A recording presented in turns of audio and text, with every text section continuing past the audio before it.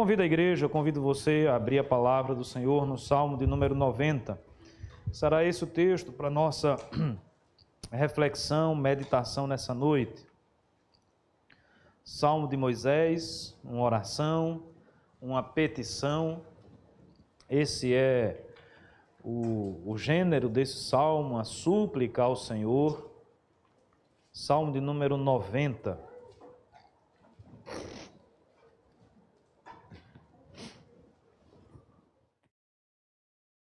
Diz assim a palavra de Deus: Senhor, Tu tens sido o nosso refúgio de geração em geração. Antes que os montes nascessem e se formassem a terra e o mundo, de eternidade a eternidade Tu és Deus. Tu reduzes o homem ao pó e dizes: tornai filhos dos homens, pois 1000 anos aos Teus olhos são como o dia de ontem, que se foi, e como a vigília da noite. Tu os arrastas na torrente, são como um sono, como a relva que floresce de madrugada. De madrugada viceja e floresce, à tarde murcha e seca. Pois somos consumidos pela Tua ira e pelo Teu furor conturbados. Diante de Ti puseste as nossas iniquidades, e sob a luz do Teu rosto os nossos pecados ocultos. Pois todos os nossos dias se passam na Tua ira. Acabam-se os nossos anos como um breve pensamento. Os dias de nossa vida sobem a 70 anos, ou em havendo vigor a 80. Neste caso, o melhor deles é canseira e enfado, porque tudo passa rapidamente, e nós voamos. Quem conhece o poder da Tua ira e a Tua cólera, segundo o temor que Te é devido? Ensina-nos a contar os nossos dias, para que alcancemos coração sábio. Volta-te, Senhor, até quando? Tem compaixão dos Teus servos. Sacia-nos de manhã com a Tua benignidade, para que cantemos de júbilo e nos alegremos todos os nossos dias. Alegra-nos por tantos dias, quantos nos têm afligido, por tantos anos, quantos suportamos a adversidade. Aos Teus servos apareçam as Tuas obras, e a seus filhos a Tua glória. Seja sobre nós a graça do Senhor nosso Deus. Confirma sobre nós as obras das nossas mãos. Sim, confirma a obra das nossas mãos. Vamos orar, irmãos? Vou pedir ao presbítero... Eita, Leandro saiu e eu não vi. Presbítero André, se aproxime aqui na porta. Vamos orar pedindo a graça do Senhor sobre a nossa vida, para ouvir a Sua palavra nessa noite. Vamos orar. Pai Santo, graças Te damos pela oportunidade que o Senhor nos dá de chegar à Tua casa. Prepara os nossos corações, Senhor. Prepara o pastor de igreja, Teu servo, quem tem estudado, dedicado seu tempo.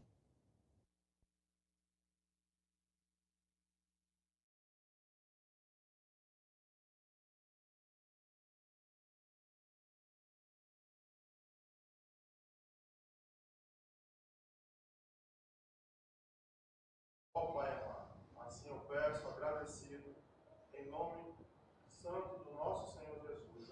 Amém. Amém, amém. Meus amados irmãos, como eu falei no início da leitura, este é um salmo escrito por Moisés. Moisés é um personagem que dispensa maiores apresentações. O libertador, aquele que conduziu o povo à libertação sob o poder, não é, de Faraó, e transferindo esse poder a Deus, que de forma miraculosa, de forma maravilhosa, produziu ali algo que de fato ficou marcado na história. Milagres e prodígios, e libertando aquele povo então da dura cerviz, do jugo terrível de Faraó. Muitos milagres foram realizados. E Moisés foi então esse homem que Deus levantou, esse homem que Deus colocou como líder da sua nação, do seu povo, da família da aliança naquele momento. Mas Moisés não era um super-homem. Nós temos, infelizmente, o pecado que habita em nós sempre tem esse mau costume, muitas vezes pecaminoso, de querer atribuir a determinadas pessoas a determinados seres humanos, né? Uma aura de alguém que é superdotado, de alguém que é extremamente importante. E óbvio que Moisés teve uma grande importância na história da redenção, na história do povo de Deus, mas ele era um homem, ele era um ser humano como nós somos. Ele sequer queria aquela incumbência que Deus estava dando a ele, o que inclusive salta aos nossos olhos como uma das grandes características, porque nós não enxergamos apenas isso em Moisés, mas em outros personagens bíblicos também, de homens que foram tremendamente usados por Deus. Geralmente eles não procuraram isso. Eles até relutavam, mas Deus os capacitou. Eles não se viam capacitados, mas Deus os capacitava, Deus os abençoava, Deus os conduzia e, de fato, através da ação de Moisés ali, coisas maravilhosas foram realizadas, coisas maravilhosas foram feitas. Mas, olhando mais um pouquinho para a vida de Moisés, nós podemos dizer que Moisés ele conheceu a fraqueza humana, ele conheceu e se deparou com lutas, com adversidades as mais intensas possíveis. Na realidade, a história de Moisés mostra toda a fragilidade do ser humano, desde o seu nascimento, desde o momento em que ele não foi imolado, não foi sacrificado, mas escondido, né? E sob a graça de Deus e sob a providência de Deus, teve a sua vida preservada, ainda na mais tenra idade, no decorrer da sua juventude. Na sua vida adulta, ele com certeza percebeu a fragilidade humana, a incapacidade humana. Mas, ao mesmo tempo, Moisés também foi um homem que viu e testemunhou o poder de Deus. E a sua trajetória de vida também nos ensina isso. Pensemos especificamente agora, só para deixar isso muito claro, ilustrar o que eu estou falando, no episódio das pragas. O poder de Deus ali revelado de forma impressionante. Pensemos no povo passando a pé enxuto pelo Mar Vermelho. Pensemos na coluna de fogo, pensemos no maná. Pensemos num Deus que esteve presente, que foi refúgio, conforme diz o próximo salmo aí, né? O Salmo 91, que foi refúgio e habitação, não é? Do coração aflito, do coração que necessita de Deus, o refúgio, o baluarte, o Deus em que eles podiam confiar. Então, em Moisés nós temos essas duas realidades apresentadas na vida dele. Eu diria que talvez não seja muito diferente da nossa existência. A diferença é a intensidade do que nós passamos e do que nós vivenciamos. Eu tenho para mim que você já deve também ter chegado à conclusão das fragilidades e da fraqueza humana. Eu imagino e penso também que alguns dos irmãos aqui já puderam desfrutar do poder de Deus. Por exemplo, do poder de Deus em responder às nossas orações, do poder de Deus em produzir curas e milagres, do poder de Deus que um dia transformou o nosso próprio coração de pedra, porque se existe alguém que é testemunha viva do poder de Deus, é um crente, é um servo do Senhor, é um cristão, que dantes não acreditava, que dantes não se quedava diante do Senhor, mas através da ação do Espírito Santo de Deus na sua vida, ele agora enxerga, ele saiu da cegueira espiritual, ele consegue ver e perceber e enxergar as realidades espirituais. Então, de alguma forma, irmãos, todos nós também nos deparamos com essa questão diante de nós. E esse texto, assim, de uma forma esplêndida, e obviamente porque inspirado ele vai tecer de uma forma poética, de uma forma inteligente, numa construção perfeita, a soberania de Deus, o poder de Deus e a fragilidade do homem. Quando nós olhamos para esse salmo, nós vamos enxergar isso. O Deus transcendente, o Deus todo-poderoso, o Criador de todas as coisas, e o homem como criatura, dependente de Deus, frágil, o homem que tem uma vida extremamente transitória, fugaz e rápida nessa existência. Eu peço que você permaneça com a sua Bíblia aberta nesse Salmo de número 90. Porque ele começa justamente já revelando esse poder de Deus. Eu diria que o poder de Deus, ele se revela na sua soberania. Meus amados irmãos, quando nós falamos do Deus de Moisés, quando nós falamos do Deus de Abraão, do Deus de Isaac, do Deus de Jacó, do Deus da Bíblia, do Deus dos cristãos, do nosso Deus, nós não estamos falando de qualquer pessoa. Nós não estamos falando, como alguns querem dizer e ensinar, de uma invenção e de uma criação da mente humana. Porque nós, e quando eu digo nós, e aí eu me refiro a esse ensino que muitas vezes nós encontramos por aí afora, né, na academia, na mente de alguns filósofos e tudo mais, o homem no afã de controlar, não é, outros homens, ele então teve a brilhante ideia de criar a figura de um Deus. E a partir dessa figura de um Deus, ele consegue controlar outras pessoas. O Deus que nós acreditamos não é esse Deus. O Deus que nós acreditamos, aí você pode dar só uma rápida olhada, nós já fizemos até uma série de mensagens sobre Isaías 40. É o Deus que, conforme descrito em Isaías, né? Quem na concha das mãos mediu as águas e tomou a medida dos céus a palmos? Quem recolheu na terça parte de uma éfa o pó da terra e pesou os montes em romana e os outeiros em balança de precisão? Quem guiou o Espírito do Senhor? Ou como seu conselheiro ensinou? Com quem tomou ele conselho para que lhe desse compreensão? Quem o instruiu na vereda do juízo e lhe ensinou sabedoria, lhe mostrou o caminho de entendimento? E aí o texto vai descrevendo toda a grandeza de Deus, toda a soberania de Deus. Meus amados irmãos, nós precisamos compreender isso. O poder de Deus se revela na sua soberania. Nós não servimos a um Deus qualquer. Nós não servimos a uma divindade criada pelos homens. Nós não servimos a ídolos feitos de qualquer material, espécie, seja de madeira, seja de metal precioso, seja de gesso, seja de plástico, sejam aqueles ídolos que nós criamos na nossa própria mente. Não. Quando nós falamos do Deus de Moisés, quando nós falamos do Deus da Bíblia, nós estamos falando do Deus vivo e do Deus verdadeiro, do Deus que é soberano, do Deus que é o Criador de todas as coisas. Senhor, Tu tens sido o nosso refúgio de geração em geração. Veja o verso 2, antes que os montes nascessem e se formasse a terra, e o mundo de eternidade a eternidade, Tu és o quê? Deus. Eu acho interessante porque no verso 1, ele vai falar de um Deus que é refúgio de geração em geração.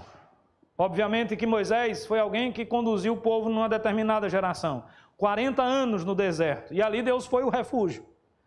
E ali o maná estava presente na vida daquele povo. Havia comida, havia água, havia orientação. Ali, com certeza, a ação de Deus estava presente na vida do povo, porque nós somos peregrinos nessa terra. Mas, com certeza, Deus, como refúgio, extrapola aqueles 40 anos do povo no deserto. Porque o texto diz de geração em geração. E aí ele coloca aqui o Deus que está, ou que é, ou que não foi criado por ninguém. Na realidade, ele é de eternidade em eternidade. Como se fosse possível, né? Duas eternidades. Como se começasse uma eternidade, uma geração, e outra eternidade, outra geração. Não, não. Aqui é uma linguagem apenas para mostrar a amplitude de quem é o próprio Deus. Se fosse possível falarmos de várias eternidades, não é.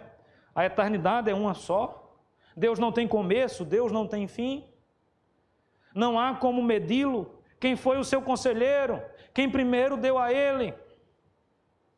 Nós não conhecemos todas as verdades da nossa própria vida, da realidade que nos cerca. Imagine se nós seríamos capazes de conhecer a mente do próprio Deus. E aí, meus amados irmãos, o poder desse Deus se revela na grandiosidade da sua revelação, na grandiosidade do seu ser, na sua soberania.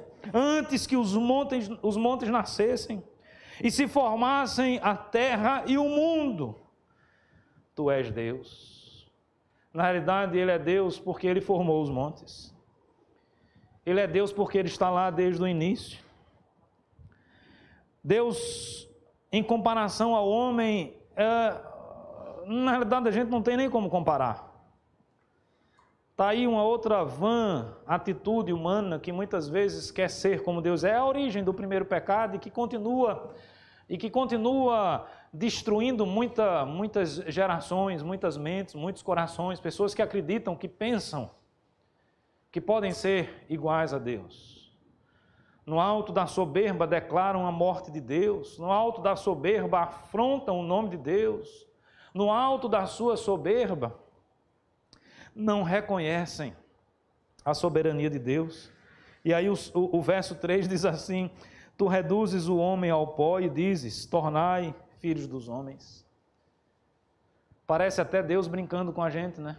Porque na realidade, irmãos, nós somos vasos na mão do oleiro. Deus nos dá a vida, Deus nos tirou a vida. Nos últimos 2 domingos que aqui estive pregando, falei sobre os 2 primeiros capítulos do livro de Jó. Um homem afligido pelo sofrimento, um homem tocado de uma forma impressionante na sua vida, sua saúde, seus bens, sua família, seu relacionamento conjugal, suas amizades. É como se o mundo tivesse desabado na cabeça de Jó. É como se todas as suas esperanças tivessem toda a razão de não mais existirem no seu coração e na sua mente. Ele era a todo momento assediado para que amaldiçoasse o seu Deus, morresse, para que negasse o seu Deus. E, meus amados irmãos, todas as vezes que eu leio as palavras de Jó, e eu acho que isso vai ser até o último dia da minha vida que eu leio aquele texto, eu fico impressionado. Nós estamos diante de um homem que reconhece a soberania de Deus, que não luta contra a soberania de Deus. O Senhor deu, o Senhor tomou. Nu saí do ventre de minha mãe, nu eu voltarei. Bendito seja o nome do Senhor. Essa é a profissão de fé de quem reconhece a grandeza do nosso Deus. É como se nós estivéssemos dizendo assim, é como se Jó estivesse dizendo assim, eu sou simplesmente um vaso, Ele é o oleiro. Ele traz a vida, Ele leva o homem ao pó mais uma vez. Se Ele quiser, Ele faz esse homem ressurgir por uma simples razão, meus irmãos. Ele é Deus. E como Deus, Ele é soberano. A soberania de Deus não se restringe às nossas leis. Veja, o verso 4 vai dizer que para Deus 1000 anos é como o dia de ontem que se foi. Na verdade, ele até compara um espaço menor de tempo, a uma vigília. Os antigos dividiam a noite em 4 vigílias, 3 horas, 3 horas, 3 horas e 3 horas. E o texto está dizendo que para Deus 1000 anos é como se fossem 3 horas. Veja a comparação matemática. E se não bastasse, isso para mim está, de certa forma, posto aí no verso 5, quando ele fala de sono, não apenas 3 horas, mas aquelas 3 horas que talvez a gente não saiba nem se está acordado ou dormindo, que nós não somos absolutamente nada. Um ser inerte, numa vigília da noite.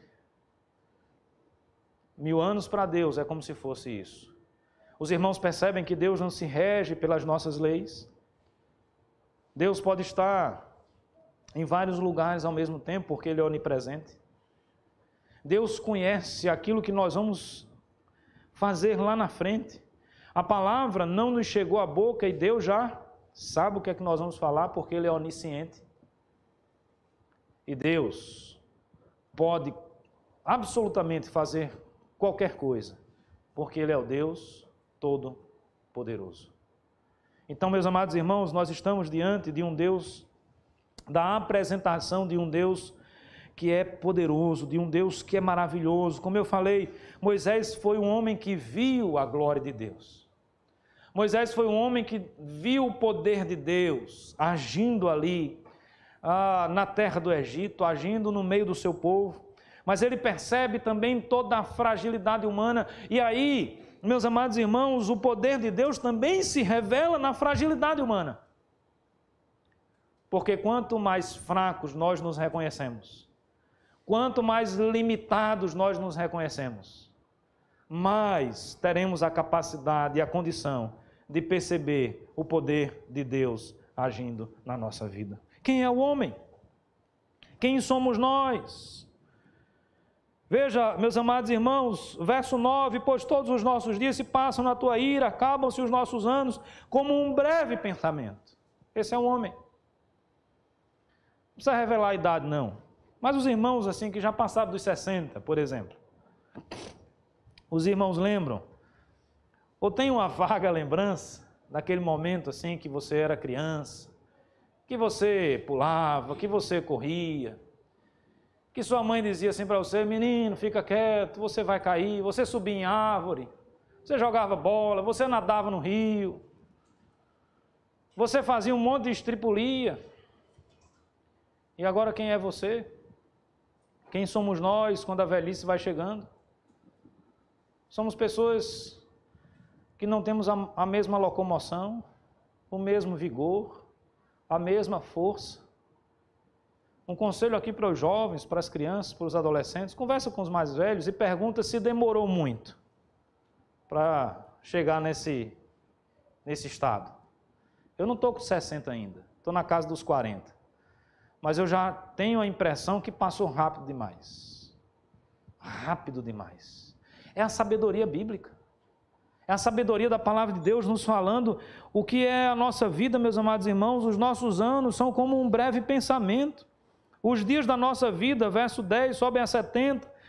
Se havendo mais vigor, vai a 80. Mas o que é isso? É o período final, é o cansaço, é a fadiga, é a falta de disposição. A gente não tem mais aquela coragem, né, de sair de casa, de fazer o que se fazia antes. Aquele vigor da juventude passou. E não ache isso um absurdo, não, porque essa é a realidade da vida. Se você tem dúvida, leia Eclesiastes. Esse texto, inclusive, nos aproxima muito daquilo que Eclesiastes nos ensina. Os valentes, os braços, ficam fracos. Os dentes caem. O ouvido não está tão bom quanto era antes. Na minha infância eu pegava aqueles, a gente chama aqui de confeito, né? A turma de fora vai chamar de bala. Eu pegava aqueles confeitos, né? O bala soft, né? Duro. E ó, comia aquele negócio. Vai hoje me meter a besta de comer um negócio duro. O dente vai junto. E olhe se não tiver dente. Porque se não tiver dente é a chapa que vai junto, ou a prótese, né? Para falar mais bonitinho. Chapa é coisa já ultrapassada, né? É o natural da vida, irmãos. A nossa vida, é muito rápida, é muito breve. Lembra aquele momento que você era um grande jogador de futebol para os homens, né? Você tem um sonho de jogar no CSA, no CRB, no Flamengo. Você era bom de bola, né? Você corria. Vai correr hoje? Aliás, não corre não. Porque senão você se arrebenta e vai bater no hospital. Porque a coisa é assim mesmo. Irmãos, veja, esse é o curso natural da vida. A gente poderia analisar aqui, avaliar. A gente tem, nesses 2 últimos anos, lidado com a Covid, lidado com a situação de pessoas que passaram muito tempo entubadas, não é? Lutando para sobreviver. E algumas dessas pessoas que nós conhecemos, ou parentes nossos, ou nossos amigos, conseguiram, graças a Deus, sobreviver. Mas vocês não ficam impressionados como a perna fica fraca, como os músculos atrofiam em questão de dias. Dias, não precisa nem muitos meses. Esse somos nós. É o nosso corpo tão forte, preparado na academia, não é? Bombado, cheio de massa. Não basta muito tempo para a gente definhar. Meus amados irmãos, o texto nos apresenta uma realidade que, se nós formos sábios, nós devemos sempre ter ela diante de nós. Essa vida, ela passa e passa rápido demais. Nós somos como um sopro, né? Então veja, os dias da nossa vida sobem a 70, 80, mas é canseira, é enfado. É por isso que o salmista aqui, numa prece a Deus, ele no verso 12 diz assim: Senhor, ensina-nos a contar os nossos dias.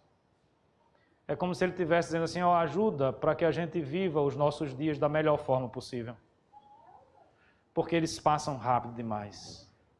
Você imagina, irmãos, a nossa vida sendo uma vida tão fugaz, tão passageira, e ainda a gente desperdiçando a nossa vida com tolice? E a gente ainda desperdiçando a nossa vida com coisas que não agradam ao nosso Deus?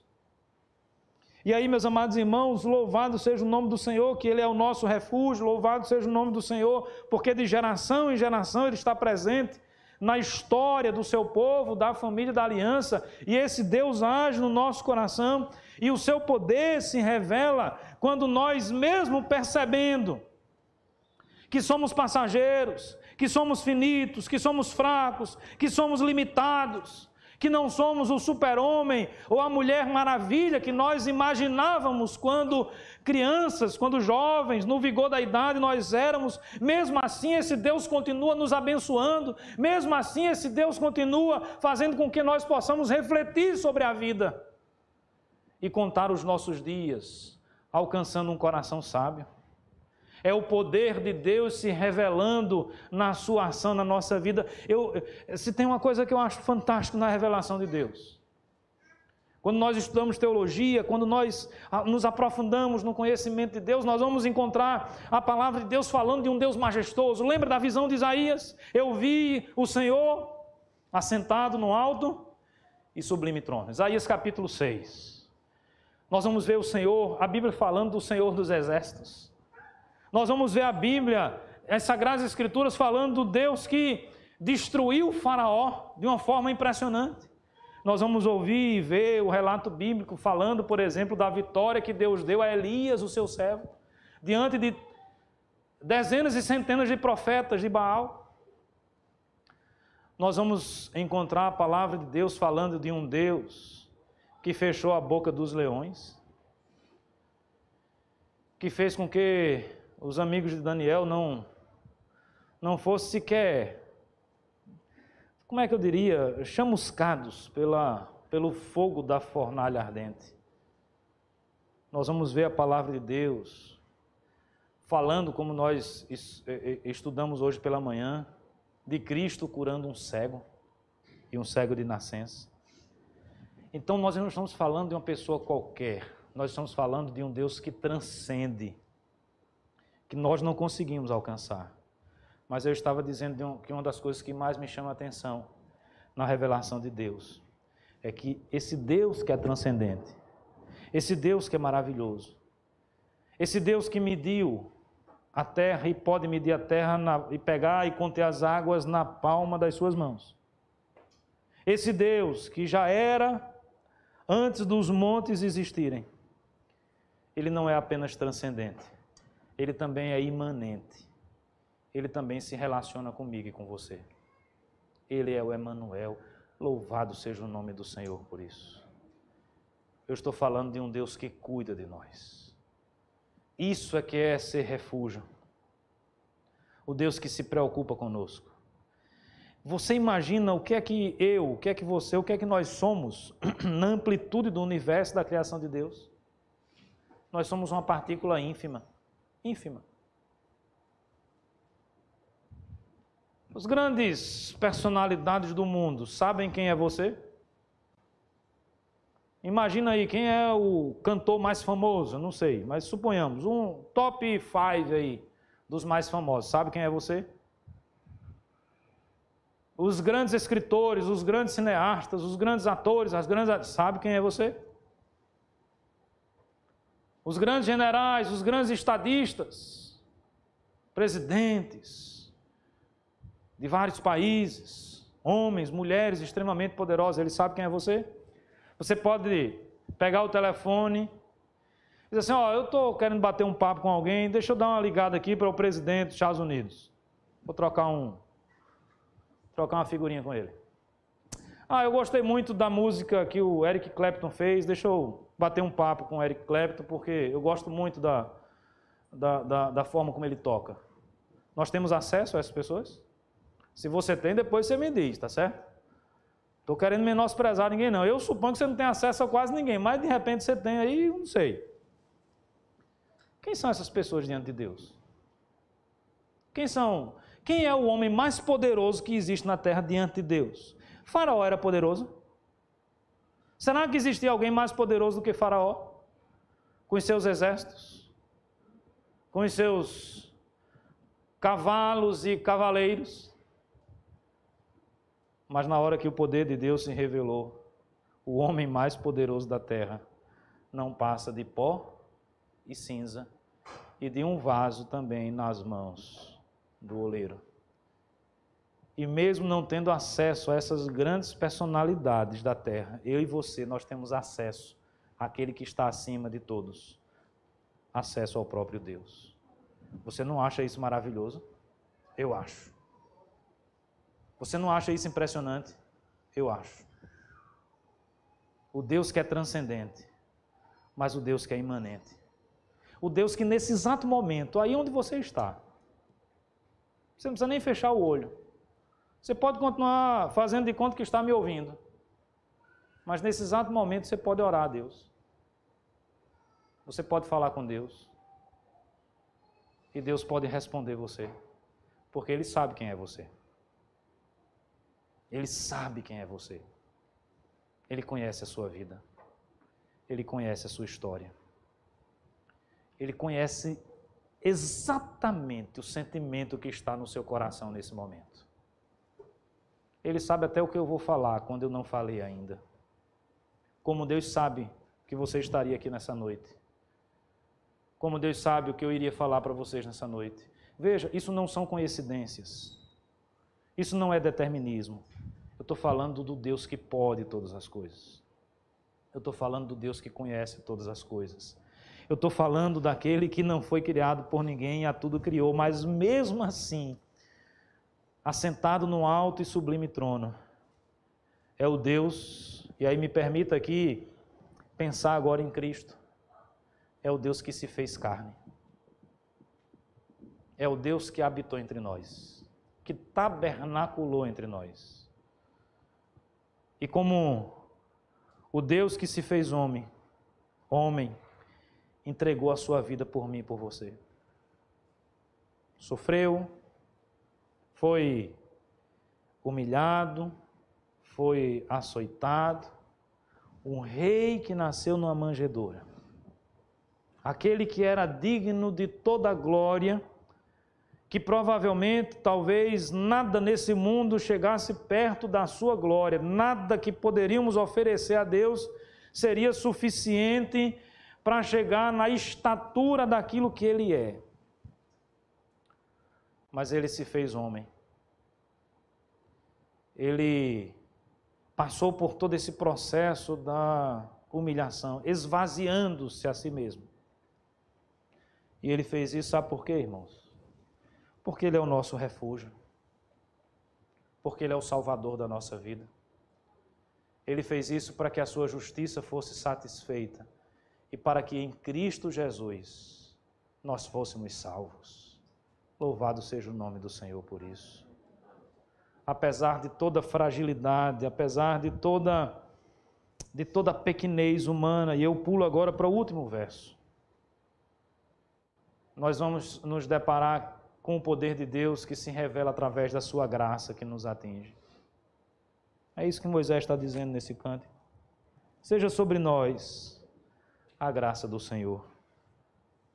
Seja sobre nós a graça do Senhor. Como nós lemos, a graça que é melhor do que a vida. Lembra daquele hino antigo, né? A tua graça é melhor do que a vida. Por isso, os meus lábios te louvam. Assim, bendirei o teu nome. É a graça de Deus agindo no nosso coração. Meus amados irmãos, está diante de nós um texto que fala da grandiosidade de Deus, do poder de Deus e da fraqueza e transitoriedade humana, da pequenez humana. Mas esse texto, a despeito de deixar claro essas duas realidades, ele também deixa claro que esse Deus, que é poderoso, é o Deus que cuida de nós, é o Deus da nossa salvação, é o Deus que nos dá aquilo que nós não merecemos, nos dá graça, é o Deus que se fez carne, que habitou entre nós, e porque Cristo morreu na cruz do Calvário, porque Cristo veio ao mundo como fruto do amor de Deus, todo aquele que nele crê não perece, mas a esse sim entrará na eternidade, na presença do Senhor. Nós sairemos desse estado de fraqueza, nós sairemos desse estado em que nós somos simplesmente pó em cinza, e através da obra de Cristo Jesus na nossa vida, nós podemos viver a eternidade na presença do nosso Deus. Louvado seja o nome do Senhor por isso. Deus transforma o nosso ser, Deus transforma a nossa vida, Deus nos modifica. Louvado seja o nome do Senhor, porque nós somos vasos na mão do oleiro, mas não de qualquer oleiro, do Deus Todo-Poderoso, Criador dos céus e da terra, do Deus da nossa salvação. Meu amado irmão, eu encerro a minha fala nessa noite dizendo que o meu sentimento, a minha oração é a mesma de Moisés. Que a graça de Deus esteja sobre nós nessa noite. Se você ainda não teve um encontro com o Senhor Jesus, ore, busque a Deus. Faça isso enquanto se pode achá-lo. Deus é grandioso, Deus é soberano, Deus é majestoso, mas Ele sabe quem você é. Ele ama a você e a mim. Ele entregou Cristo Jesus, que morreu na cruz do Calvário. Se você entender, compreender e aceitar essa verdade, se você entregar o seu coração nas mãos do Senhor Jesus, você vai ter esperança. Você vai ter a sua vida modificada. Você vai começar a pensar, não apenas nesse mundo, mas você vai ter a capacidade de pensar na eternidade. Louvado seja o nome do Senhor por isso. Amém e amém.